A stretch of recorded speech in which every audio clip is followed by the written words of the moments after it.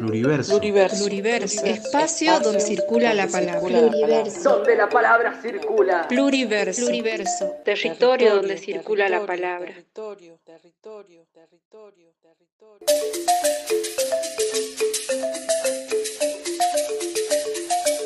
Maimari Pulamien, Maimari Compuché, Imainalia, Is, Opajoté, Etek, Nagá. Bueno, un gran saludo a toda la mapuchada, a la gente Coya, a la gente Chorote, Tapiete, Huichí, a la gente de Aguita. En fin, un gran saludo y un gran abrazo a toda la gente linda que acompaña y que fortalece este espacio. Maymar y Beto, gracias por el saludo de hoy. Ahora vamos a escuchar el siguiente episodio sobre propiedad comunitaria indígena versus propiedad privada. La propiedad comunitaria indígena es un concepto que viene desde el mundo de la filosofía occidental.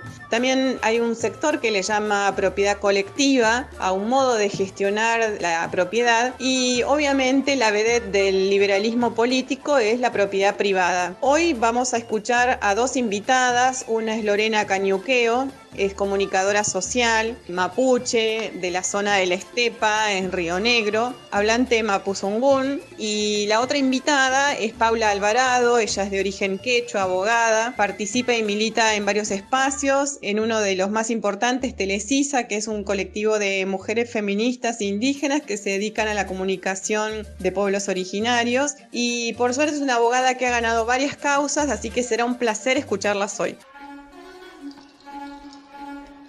Pluriverso.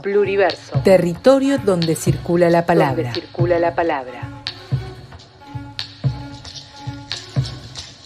Mari compuche, compulamuen, compu cachipache, alcutulelo tufachi sunguch payata fachanto. Incheta Lorena Cañuqueo vingen, ta mulepan ta fao furilos chihuariamu, inalto na huelva pi lafkirmeo.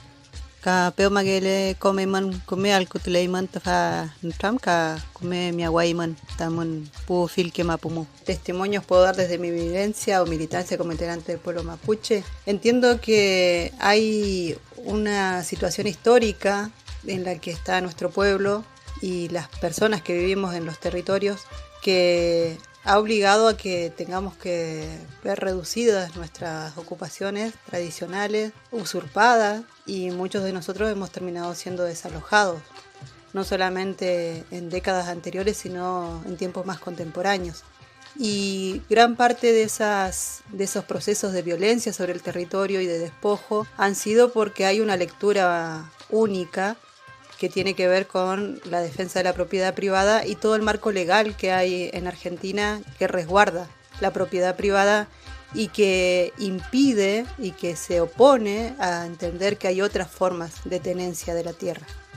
Y que la propiedad comunitaria es neurálgica a los pueblos indígenas, pero también puede ser una nueva forma de entender la relación con la tierra, por ejemplo, dentro de las comunidades campesinas u otros tipos de formas de relación que existan en esta sociedad y que también están siendo invisibilizadas.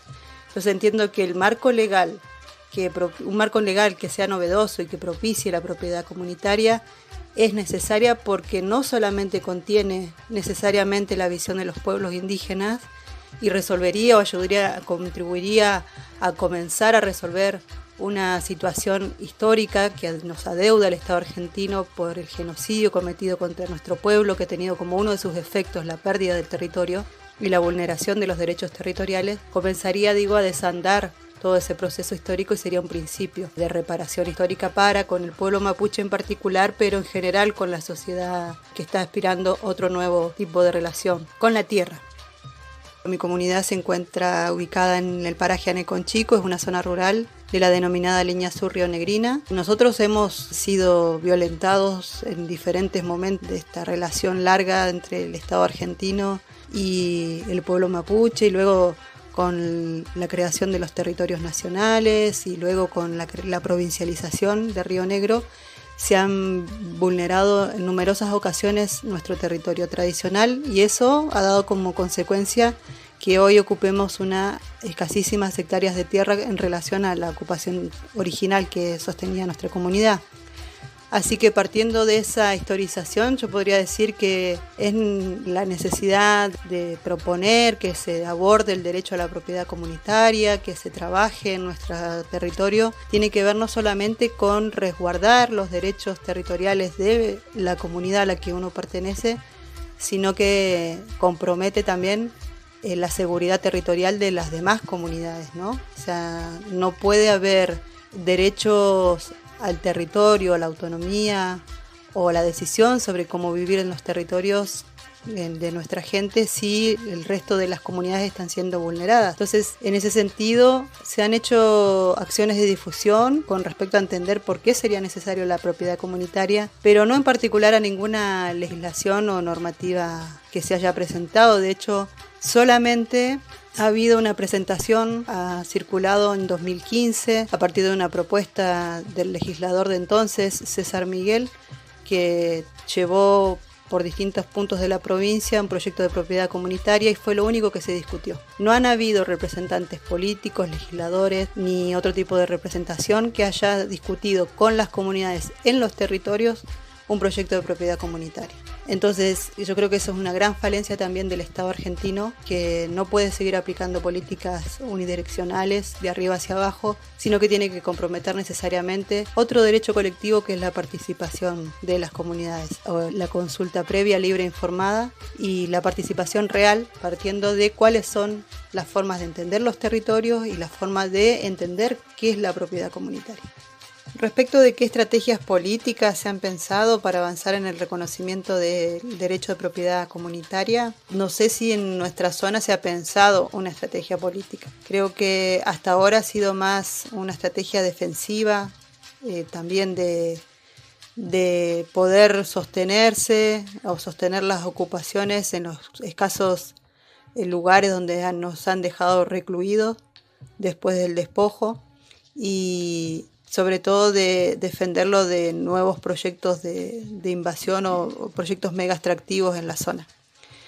En 2017 se hizo una gran movilización de defensa del territorio, cuando desde la cordillera al mar muchas comunidades caminamos por la provincia para oponernos al proyecto de código de tierras que el entonces gobernador Alberto Beretilnec impulsaba para modificar la ley 279, la ley de tierras de Río Negro, y que ese código ampliaba la posibilidad de que compañías internacionales, compañías mega extractivistas se instalaran en el territorio, en las tierras que el Estado denomina tierras fiscales, ¿no? Y que son en su mayoría ocupadas por población indígena o por campesinos pobres, porque la situación de inestabilidad jurídica es una constante y es una política de Estado. No otorgarle seguridad jurídica sobre la tenencia de la tierra a vastas comunidades campesinas y sobre todo a las comunidades indígenas.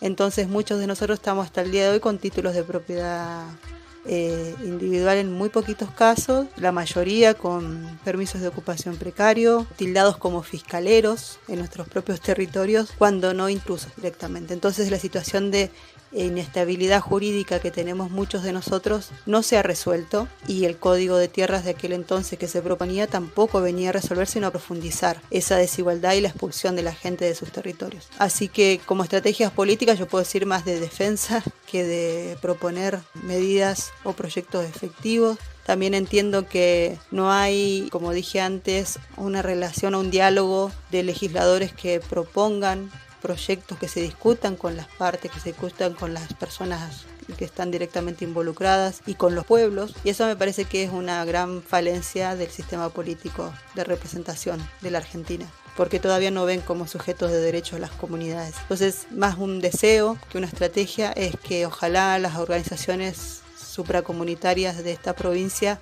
comiencen a organizarse para proponer proyectos que realmente reflejen nuestra forma de vida, nuestra forma de concebir el territorio, y que sobre todo piensen en todas las vidas que hay en él.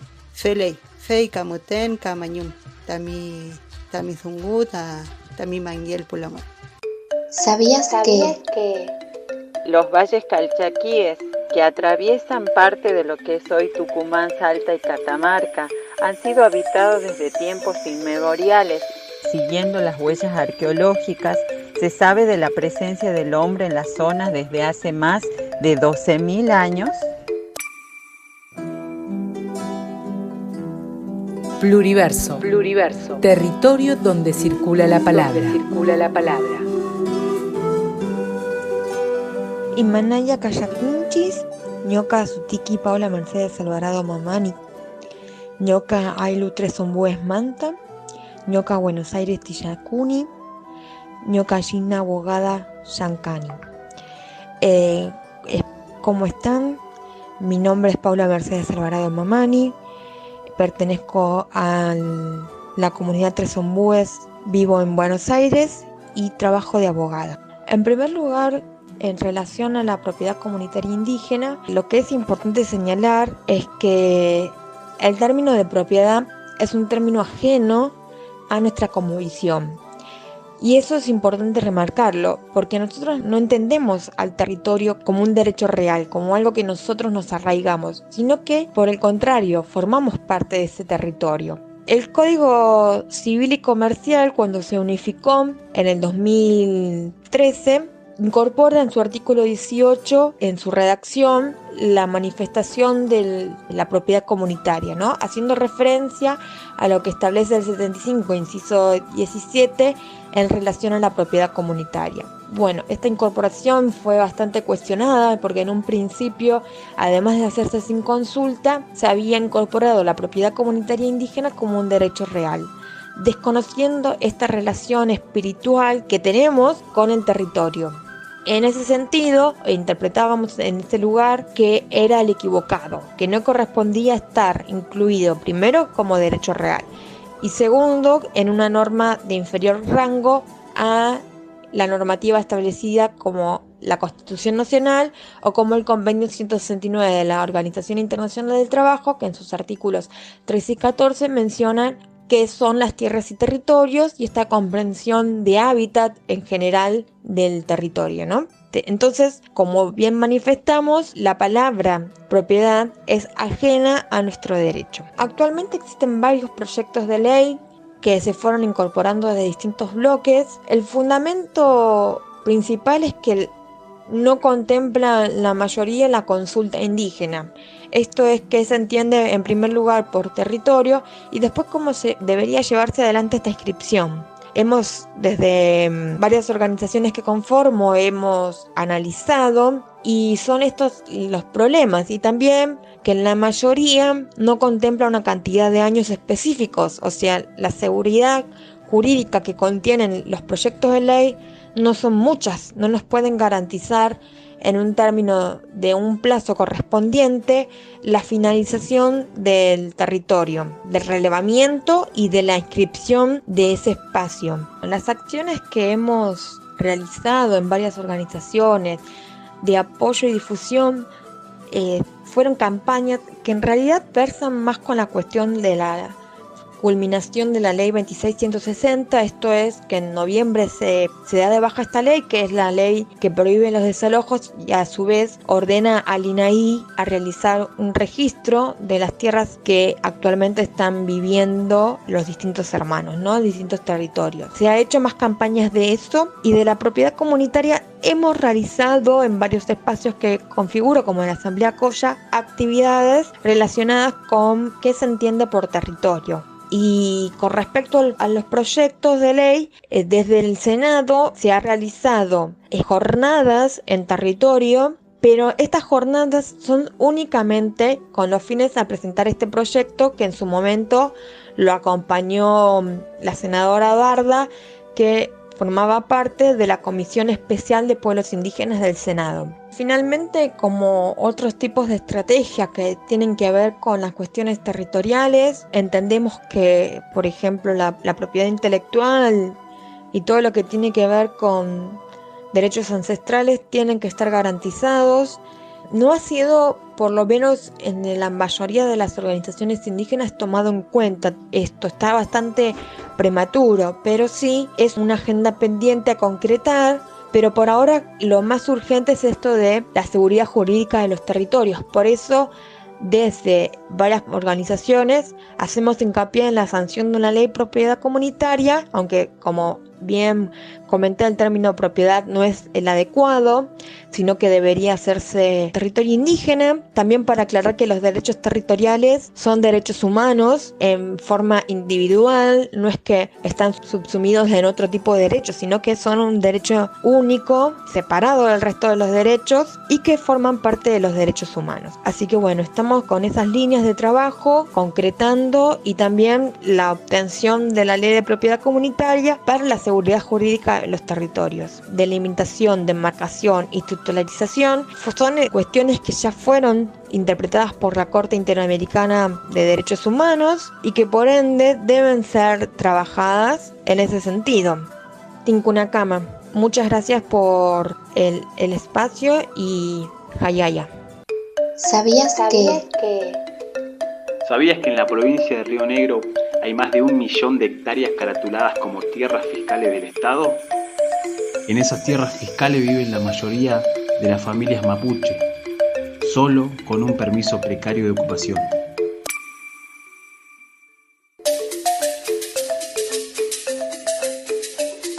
Por lo que escuchamos hoy en los 2 relatos, el concepto de propiedad es ajeno a la filosofía de los pueblos originarios.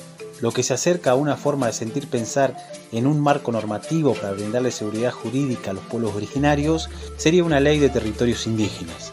La reforma del Código Civil y Comercial del 2013 manifiesta que habrá un régimen especial de propiedad para los pueblos originarios y lo denomina propiedad indígena comunitaria.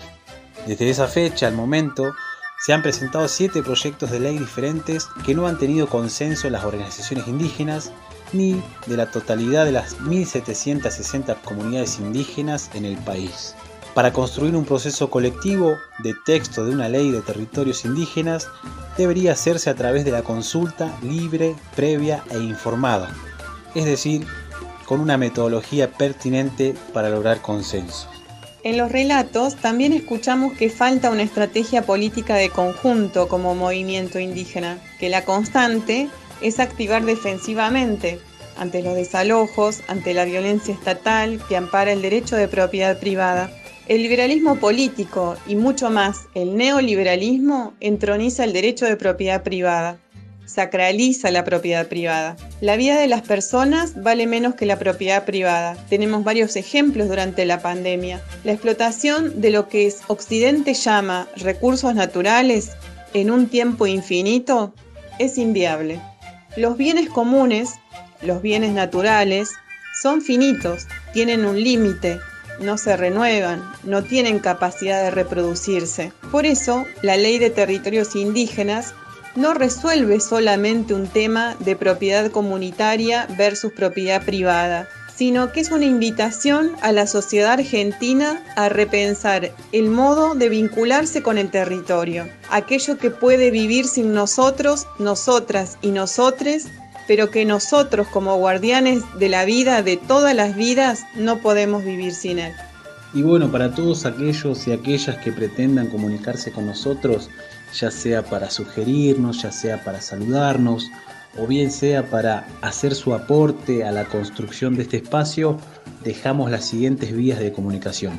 Por WhatsApp al 2984 16 72 12, por Telegram al 011 37 00 0038, a nuestro correo electrónico tejidoprofesionalesindígenas@gmail.com y por el Instagram como Tejido Profesionales Indígenas, OK.